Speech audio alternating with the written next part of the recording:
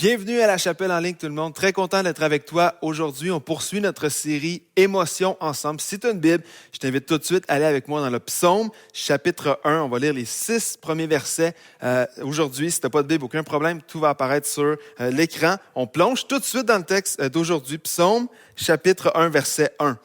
Heureux l'homme qui ne suit pas le conseil des méchants et qui ne s'arrête pas sur la voie des pécheurs et ne s'assied pas en compagnie des moqueurs, mais qui trouve son plaisir dans la loi de l'Éternel et la médite jour et nuit. Il ressemble à un arbre planté près d'un cours d'eau. Il donne son fruit en sa saison et son feuillage ne flétrit pas. Tout ce qu'il fait lui réussit, pas juste quelques petites affaires, non, tout ce qu'il fait lui réussit. Les méchants, au contraire, ressemblent à la paille que le vent disperse. Voilà pourquoi les méchants ne résistent pas lors du jugement, ni les pécheurs dans l'assemblée des justes. Et dernier verset, en effet, l'Éternel connaît la voie des justes, mais la voie des méchants mène à la ruine. Et le titre de mon message, alors qu'on poursuit la série Émotions ensemble, c'est « Courir après le bonheur ».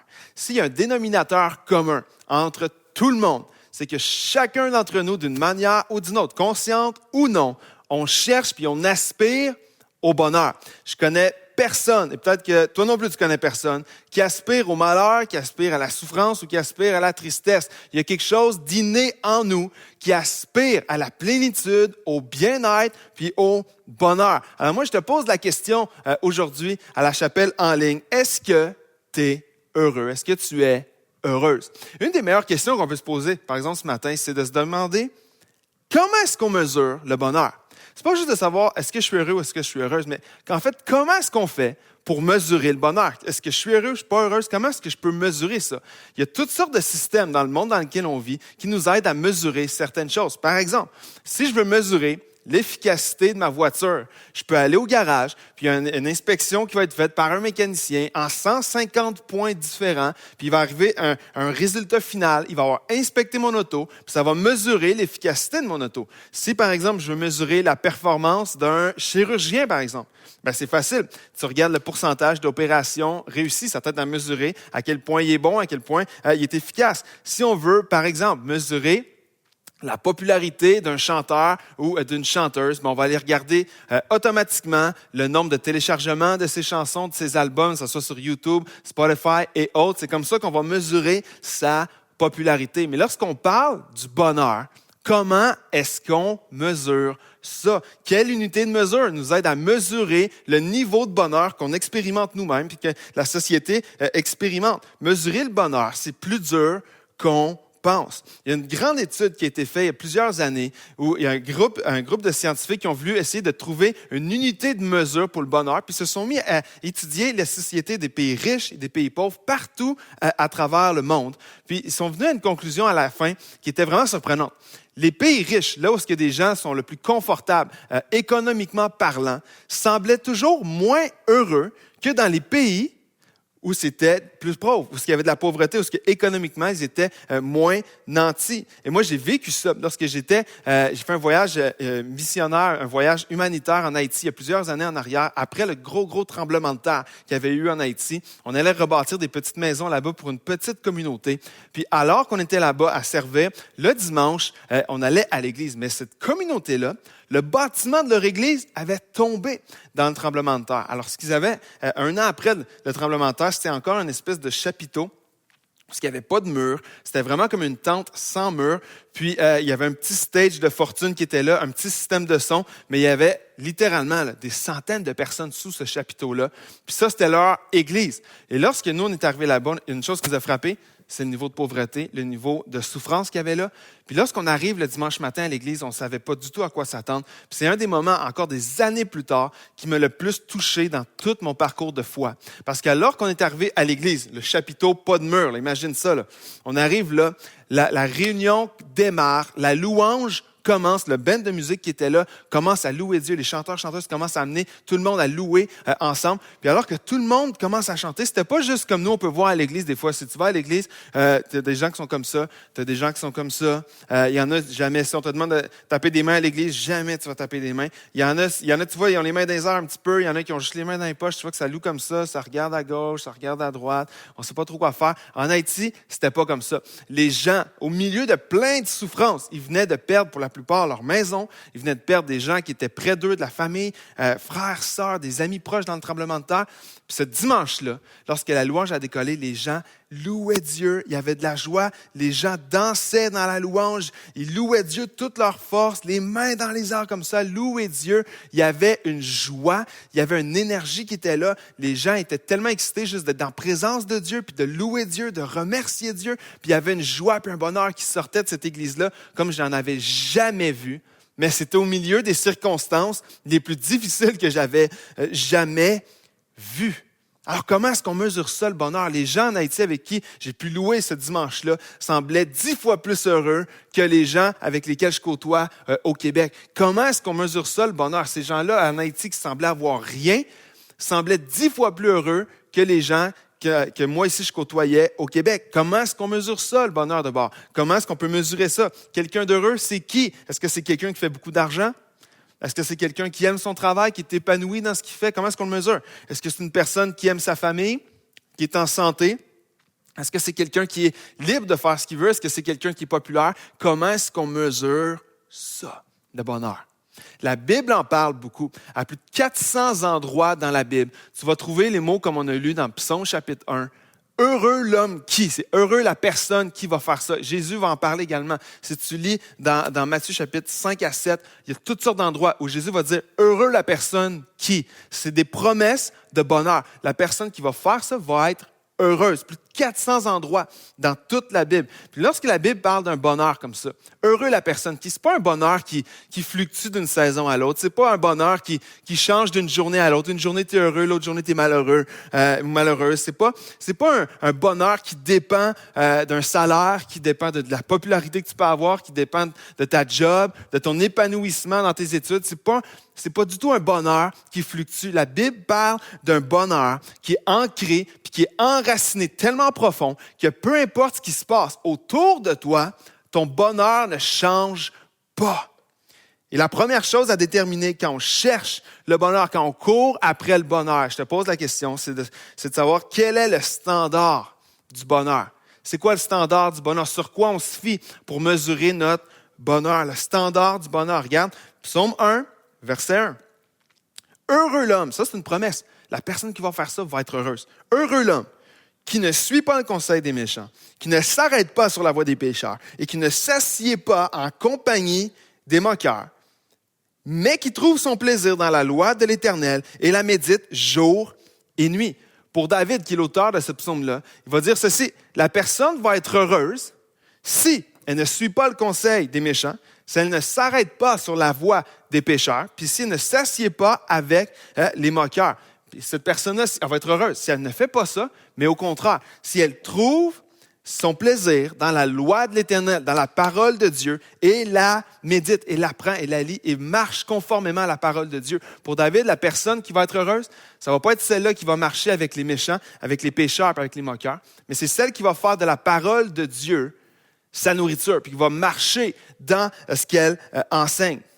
Et dans Psaume chapitre 1, les méchants, les pécheurs, les moqueurs représentent quelque chose, représentent ceux qui vivent sans Dieu, représentent la culture du monde sans Dieu, représentent une société sans Dieu, ceux qui marchent loin des enseignements de Dieu. C'est comme si David disait dans d'autres mots, ceux qui ne vivent pas selon les standards de la culture du monde, mais qui trouvent leur plaisir dans la loi de l'Éternel, vont être heureux. C'est vraiment comme si David dit, le bonheur se trouve lorsque tu vas arrêter de chercher ce que tout le monde cherche, puis de marcher lorsque tout le monde autour de toi marche, puis cherche le bonheur partout. Le bonheur va se trouver lorsqu'on va arrêter de marcher avec la culture qui nous entoure, puis qu'on va fonder notre vie sur ce que la parole de Dieu enseigne. C'est là que cette personne-là va être heureuse. Maintenant, David n'est pas en train de dire de ne plus avoir d'amis qui ne marchent pas avec Dieu, de pas jamais être avec des gens qui ne connaissent pas Dieu. C'est pas ça du tout qu'il est en train de dire, parce que Dieu nous appelle aussi à être des lumières dans les ténèbres. Puis si on est juste entre nous, entre croyants, une lumière dans une salle déjà éclairée, ça ne sert pas à grand-chose. On est appelé à aller être des lumières dans les ténèbres. Mais ce que David est en train de dire, c'est que c'est plus ces gens-là, c'est plus les gens dans le monde, c'est plus la culture qui nous environne, c'est pas la culture et les standards de notre société qui vont dicter ma façon de vivre puis qui vont me diriger vers le bonheur. Je trouve pas mon bonheur dans cette culture-là. Et David va mettre en contraste ces deux standards-là. La culture du monde d'un côté, puis de l'autre côté, c'est la vie avec Dieu. Tu as le standard de la culture, puis tu as le standard de la parole de Dieu. C'est littéralement ce que David fait. Tu as d'un côté la culture du monde, puis de l'autre côté, la parole de Dieu et la vie avec Dieu. Et ton standard du bonheur, soit la culture environnante, soit la parole de Dieu, ton standard pour le bonheur va déterminer ce que tu vas poursuivre pour être heureux. Le standard du bonheur, selon la culture, c'est plein d'affaires. Si tu regardes autour de toi, tu vas voir que la culture, ils payent des millions de dollars en marketing pour te vendre le bonheur dans toutes sortes de choses. Ça peut être évidemment l'argent. Plus tu fais d'argent, plus tu vas être heureux. Ça, on le voit partout. C'est vieux comme le monde. On le voit tout le temps. Les biens matériels, les compagnies dépensent des milliards en publicité pour que tu achètes leurs biens, ce qu'ils vendent. Parce que si tu as ça, tu vas être heureux. Si tu as telle voiture, tu vas être heureux. Si tu portes tel linge, tu vas être heureux.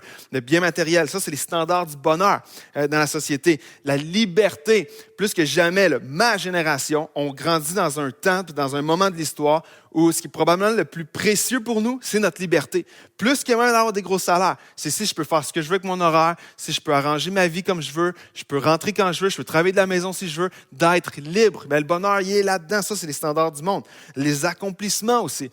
Plus tu vas accomplir des choses, plus tu vas être populaire, plus que tu vas avoir de followers, plus que les gens vont te suivre. Le bonheur se trouve dans ces choses-là. Puis je pourrais continuer comme ça vraiment longtemps. Notre culture nous vend le bonheur dans toutes sortes de choses. Il faut que tu gagnes 100 000 par année. Il faut que tu aies plein de followers. Il faut que tu aies un condo en Floride à ta retraite. Tu es obligé d'avoir ça. Il faut que tu couches avec qui tu veux. Il ne faut pas que tu te maries. Pourquoi est-ce que tu ferais ça? Tu veux être libre. Fais ce que tu veux. Attache-toi pas. Tu n'es pas obligé d'être committed dans une relation. Tu peux faire ce que tu veux avec qui tu veux.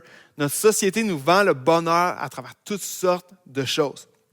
Le seul problème, c'est que la même société qui nous dit « Hey, ça te prend le beau condo, ça te prend la belle maison », c'est aussi la société dans laquelle il y a beaucoup de familles qui se déchirent à l'intérieur de ces maisons-là. On peut dire « Hey, il faut que tu aies la grosse maison ». Le problème, c'est qu'il y a plein de familles qui sont divisées, puis plein de familles qui se déchirent dans ces belles maisons-là. Le problème, c'est qu'il y a plein de gens qui disent « Ça me prend un bateau », mais qui n'ont aucune relation authentique pour faire du bateau avec ces gens-là. Ils ont un bateau, c'est super, mais tu n'as aucune relation qui te permet d'en profiter. Alors, ça te prend des postes importants. Il faut que tu aies un poste important, il faut que tu aies un poste prestigieux, il faut que tu aies une carrière importante. Le problème, c'est qu'il y a plein de gens qui ont des carrières importantes, mais qui n'ont aucune vie à côté de ça, puis qui sont malheureux. Alors, tu as peut-être un super poste, tu as peut-être un super salaire. Il y a plein de gens qui se ressentent un vide pareil parce qu'une fois qu'ils rentrent à la maison, ils sont tout seuls, puis leur travail ne les remplit pas comme ils pensaient que ça allait les remplir.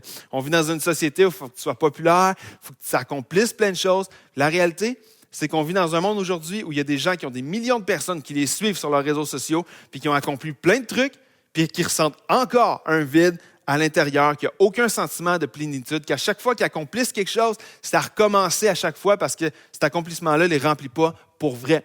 Récemment, je voyais j'entendais une entrevue à la radio d'un hockeyeur qui est à la retraite qui s'appelle Guy Lafleur. Guy Lafleur, c'est une légende du hockey au Québec. Il a joué dans la Ligue nationale, il a eu des records dans le hockey junior ici au Québec, dans la Ligue nationale. Il est reconnu partout. Il a eu des dizaines et des dizaines et des dizaines de trophées, des plaques, et il a reçu plein de prix dans sa vie parce qu'il a gagné toutes sortes de choses, puis battu plein de records. Puis à la radio, récemment, il donnait une entrevue parce que son numéro était retiré dans une aréna, puis il expliquait que tous ces trophées, toutes les plaques qu'il a reçues, tous les prix qu'il a reçus pour ses accomplissements, récemment, là, il les a tous vendus pour donner tous les profits à des organismes de charité. Tout vendu, il n'y a plus rien. Il y avait une salle avec tous ces trophées et il a tout vendu. Puis lorsque l'animateur de radio lui a demandé « Pourquoi vous avez fait ça, Monsieur Lafleur? C'était tous vos accomplissements, ça représente tout ce que vous avez fait dans votre vie, tout ce que vous avez accompli. » Monsieur Lafleur a répondu ceci, littéralement. « Ça ramassait la poussière. » Tous les accomplissements de sa vie, toute sa carrière, c'est une légende du hockey. Il a répondu, ça ramassait la poussière. Il a tout accompli pratiquement dans le monde du hockey, Mais pourtant, il y avait encore le vide à l'intérieur, puis tous ces trophées-là faisaient juste ramasser la poussière. La même société qui nous fixe les standards du bonheur dans l'argent, dans les biens matériels, dans la popularité, dans la liberté, dans la sexualité, dans toutes sortes de choses, c'est la même société aujourd'hui qui n'a jamais eu autant de dépression, qui n'a jamais eu autant de divorces, qui n'a jamais eu autant de mal-être, de suicides, puis de gens qui ne vont pas bien. Pourquoi? Parce que notre culture a confondu le bonheur avec le plaisir. Tu peux trouver le plaisir momentané dans plein de choses. 100 000 par année, ça peut être le fun à court terme. Avoir un bateau, ça peut vraiment être cool à court terme. Tu vas avoir du plaisir momentané, tu vas avoir du fun en faisant du bateau. Je ne dis pas que tu n'auras pas de fun à gagner 100 000 par année. Je ne te dirais même pas que tu n'auras pas de fun. Tu es là, tu écoutes ça, tu es célibataire, de coucher avec quelqu'un que tu ne connais pas juste parce que tu es libre de le faire. Je ne te dis pas que même sur le moment, ça ne sera peut-être pas le fun. Mais les gens ont confondu le plaisir momentané à une vie de plénitude et un bonheur intérieur qui est profond, plus que juste sur un moment. Parce que plein de gens, par exemple, dans la génération dans laquelle je vis, qu'il y a des divorces par-dessus divorces par-dessus divorces. Il y a des pères de famille, il y a des mères de famille qui, pour un instant de plaisir, vont coucher avec quelqu'un d'autre, vont commettre un adultère, vont aller voir ailleurs pour un moment de plaisir, puis ils vont complètement briser leur famille. C'est pas le bonheur, ça, mais pour un moment de plaisir, tu n'auras jamais trouvé le bonheur en faisant ça. Il y a plein de gens qui peuvent travailler 80 heures, 100 heures par semaine pour se payer toutes sortes de choses, s'acheter des belles voitures, faire des beaux voyages. Puis je te dirais pas, si on est honnête, je te dirais pas que c'est pas le fun d'avoir une belle voiture. Peut-être qu'au début, tu vas la conduire puis tu vas vraiment aimer ça. Mais tu vas réaliser à un moment donné que le plaisir momentané que tu expérimentes en conduisant ta belle voiture, ça ne viendra jamais remplir le vide profond à l'intérieur. Il n'y aura jamais un sentiment de plénitude à l'intérieur parce qu'on a confondu le plaisir momentané avec le bonheur profond. Puis là, on passe notre temps en tant qu'individu, en tant que famille, à se mesurer les uns les autres. On dit, hey, eux, ils ont l'air heureux. D'après moi, il faudrait peut-être que je fasse un meilleur salaire. Ou peut-être que si j'ai telle voiture, on serait plus heureux. Ou si on avait telle maison, des familles, si on avait cette maison-là, on serait plus heureux. Si on avait tel type de voyage qu'on pourrait faire, hey, là, je serais plus heureux. Regarde lui, puis elle, ils font tel voyage, ils ont l'air tellement heureux. Puis là, on se mesure comme ça. Si je pouvais avoir telle carrière, je serais plus heureux. En se disant que si j'ai plus ça, ou si je suis plus comme eux, moi aussi, je vais peut-être être heureux. Comme si le bonheur, c'est constamment quelque chose qui est là-bas, quelque chose qui est à atteindre, quelque chose qui est extérieur à nous-mêmes, qu'il faut aller chercher quelque part. Comme si le bonheur, il est toujours là-bas, puis il faut aller le chercher. Comme si le bonheur, c'est un salaire, c'est un statut à aller atteindre, c'est un accomplissement à atteindre, c'est un bien matériel à acquérir. Pourtant, dans le psaume, chapitre 1, le portrait de la personne heureuse, ce n'est pas le portrait d'une personne qui court après quelque chose. Ce n'est pas le portrait d'une personne qui est là à essayer d'atteindre quelque chose, un certain statut ou un accomplissement, une certaine place dans sa vie. Ce n'est pas le portrait d'une personne qui est arrivée à un certain endroit. L'auteur parle beaucoup plus qui est connecté à la bonne source qu'une personne qui court après un certain standard du bonheur. Verset 3 de Psaume 1 dit ceci, « Il ressemble à un arbre planté près d'un courant d'eau. » Ce n'est pas quelqu'un qui court partout après le bonheur, qui cherche les standards pour trouver le bonheur quelque part. C'est un arbre qui est planté là, près d'un cours d'eau, à la bonne source. Il donne son fruit en sa saison et son feuillage ne flétrit pas. Tout ce qu'il fait lui réussit. La source de tout ce que cet arbre-là a besoin, de sa croissance, de sa plénitude, de son bonheur, provient de l'intérieur parce qu'il est à côté de la bonne source. Ce que David est en train de dire dans le psaume chapitre 1, c'est que le bonheur, la plénitude, la satisfaction intérieure profonde, elle ne se trouvera jamais dans quelque chose que tu vas aller atteindre un moment donné quelque part dans ta vie en ayant quelque chose de plus. Ce que David est en train de dire, c'est que le bonheur, c'est le résultat d'être connecté à la bonne source. Le bonheur ne se trouve jamais loin à quelque part. Le bonheur, c'est d'être connecté à la bonne source. Je le dirais comme ça, puis ça, c'est ma deuxième pensée dans le message, c'est d'être connecté à la bonne source. Je le dirais comme ça. Si ton bonheur dépend de quelque chose qui peut être enlevé, si tu cours après un certain salaire, si ton salaire, à un moment donné, tu peux te faire mettre dehors, la compagnie peut fermer, si tu cours après un condo, un bien matériel, d'une journée à l'autre, tu ne sais pas ce qui peut arriver. Le bien matériel peut être enlevé. Si tu cours après quelque chose qui peut être enlevé pour trouver le bonheur, la seconde qu'on t'enlève cette chose-là, ton bonheur part avec. Ton bonheur doit être fondé sur quelque chose de beaucoup plus solide, de beaucoup plus ancré solidement, que peu importe ce qui pourrait arriver autour de toi, qu'on t'enlève certaines choses, qu'on enlève certaines personnes de ta vie, qu'on t'enlève certains biens matériels, qu'on t'enlève une certaine popularité, ton bonheur devrait rester là quand même. Et c'est ce bonheur-là que la Bible parle. Puis de Psaume chapitre 1 jusqu'à Jésus dans les évangiles, Jésus va raconter une histoire qui va illustrer ce que je suis en train de te dire. Il va rencontrer une femme sur le bord d'un puits. Puis cette femme-là venait puiser de l'eau au puits à chaque jour, comme plein de gens de l'époque. Ils arrivaient avec leur seau, puis ils venaient puiser de l'eau au puits. Puis le lendemain, qu'est-ce qu'ils faisaient? Il revenait encore à même puits, puis il puisait encore de l'eau. Puis un jour, Jésus est là. Puis il arrête une femme qui va au puits. Dans Jean chapitre 4, versets 7 à 11, on lit ça ensemble. D'être connecté à la bonne source. Une femme de Samarie vint puiser de l'eau. Jésus lui dit, « Donne-moi à boire. » En effet, ses disciples étaient allés à la ville pour acheter de quoi manger. Et la femme samaritaine lui dit, « Comment toi qui es juif, tu me demandes à boire, à moi qui suis samaritaine. » À l'époque, les Juifs et les Samaritains ne se parlaient pas du tout. Puis à l'époque, culturellement parlant, que Jésus, qui était un homme, parle à une femme en plus samaritaine, ça se faisait encore moins. La femme devait être vraiment surprise que Jésus fait juste parler à cette femme-là. Les Juifs, en effet, n'ont pas de relation avec les Samaritains. Verset 10. Jésus lui répondit, « Si tu savais quel est le cadeau de Dieu, et qui est celui qui te dit « Donne-moi à boire », il parle de lui-même, tu lui aurais toi-même demandé à boire. Et tu lui aurais donné de l'eau vive. « Seigneur, lui dit la femme, tu n'as rien pour puiser. » La femme le regarde, tu n'as pas de seau pour puiser dans le puits. Tu n'as pas de rien pour puiser. Et le puits est profond.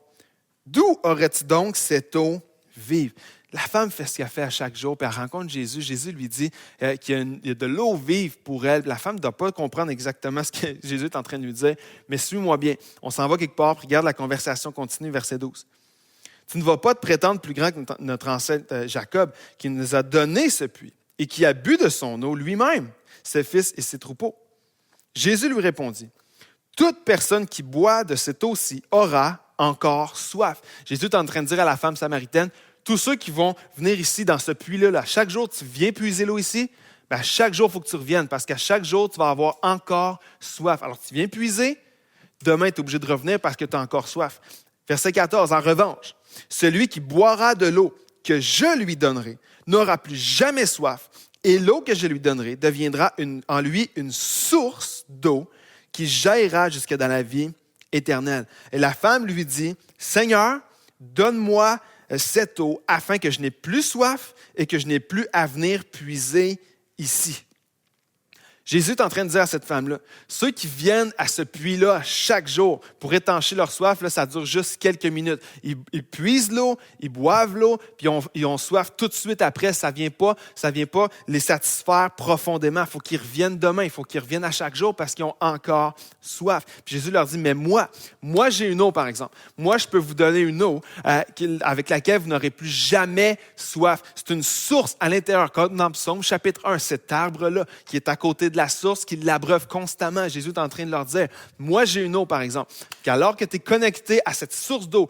que moi je veux te donner, tu n'auras plus jamais soif, tu n'auras plus jamais besoin de retourner à d'autres puits parce qu'il va y avoir une eau en toi qui va être là jusque dans la vie éternelle, qui va étancher ta soif, qui va te satisfaire jusque dans la vie éternelle. Jésus est en train de démontrer d'une façon imagée à cette femme-là qu'il n'y aura aucun bien, il n'y aura aucune relation humaine, aucune notoriété, aucun statut social, aucun accomplissement de la vie qui va être capable d'étancher ta soif comme tu penses que ça va le faire. Jésus dit, il y a juste moi qui va être capable de satisfaire tes besoins, de donner la plénitude à travers laquelle tu cours, de te donner le bonheur après lequel tu cours. Il n'y aura rien d'autre au monde qui va être capable de satisfaire profondément ton être et ton âme, sauf moi qui est l'eau vive. Et Jésus connaissait cette femme-là parce que le reste de l'histoire continue.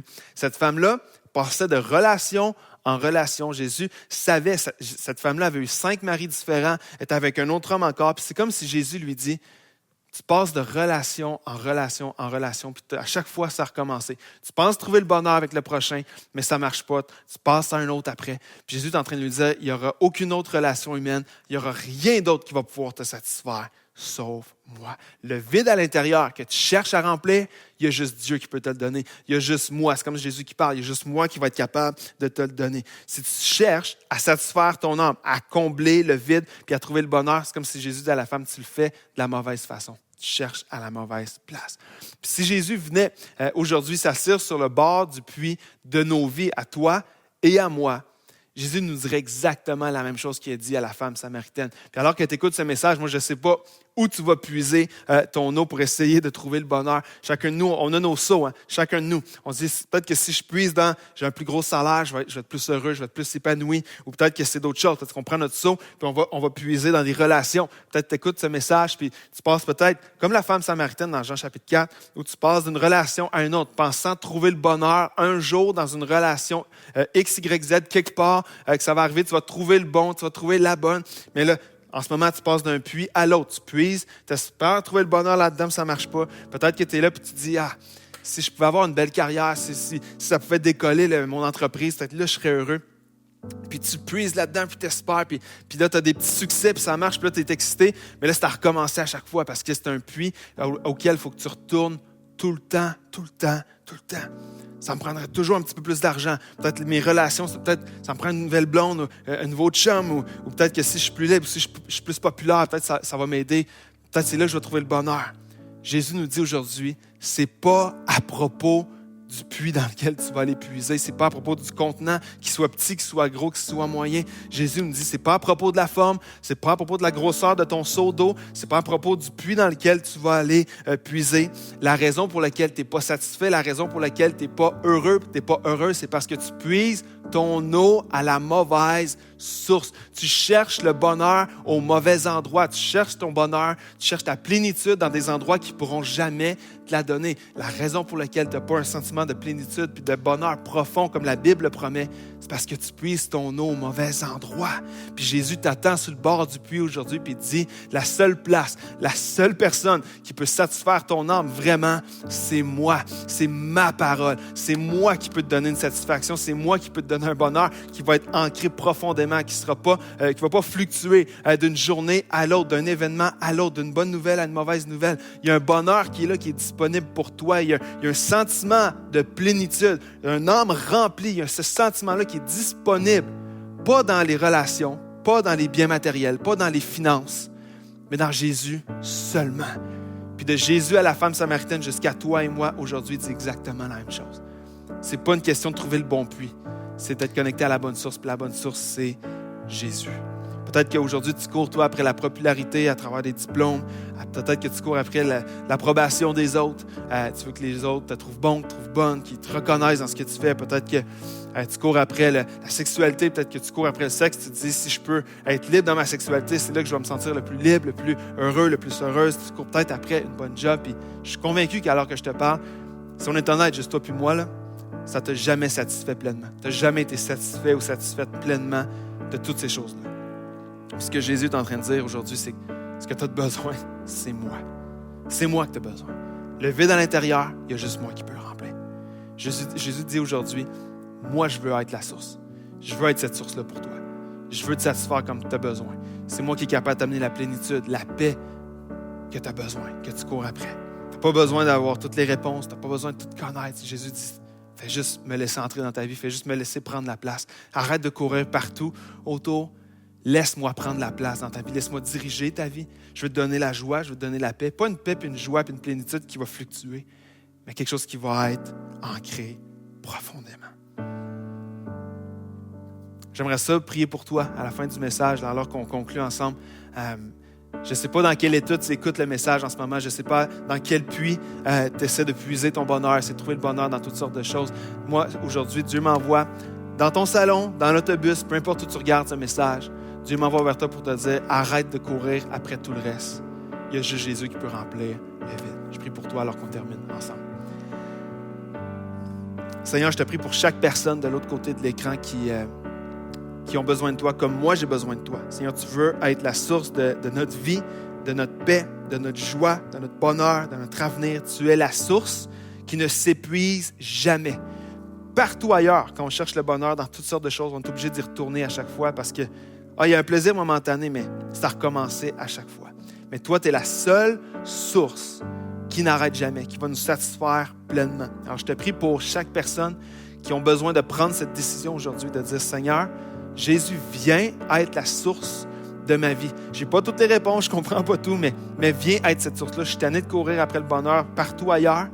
Je veux te donner ma vie, je veux marcher selon ta parole, comme dans Psaume chapitre 1. Je veux marcher puis méditer ta parole puis baser ma vie là-dessus, parce que c'est là qu'il y a le bonheur. C'est là qu'il y a un bonheur qui est ancré vraiment profondément, que peu importe ce qui se passe à la surface de ma vie, j'ai une satisfaction, puis une plénitude, puis un bonheur qui est ancré parce que ma vie est en toi, mon espoir est en toi, mon avenir est en toi, est entre tes mains, puis un bonheur qui est là. Seigneur, alors je te prie pour chaque personne qui prenne cette décision aujourd'hui. Viens les bénir. Seigneur, viens leur donner une paix que juste toi peux donner. Donne-leur une joie que juste toi peux donner. Dans le nom de Jésus.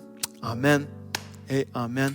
La chapelle est là pour t'accompagner dans ton cheminement spirituel. On a plein de ressources pour toi sur notre application mobile puis sur notre site web. Va visiter ça. Bonne semaine. À bientôt.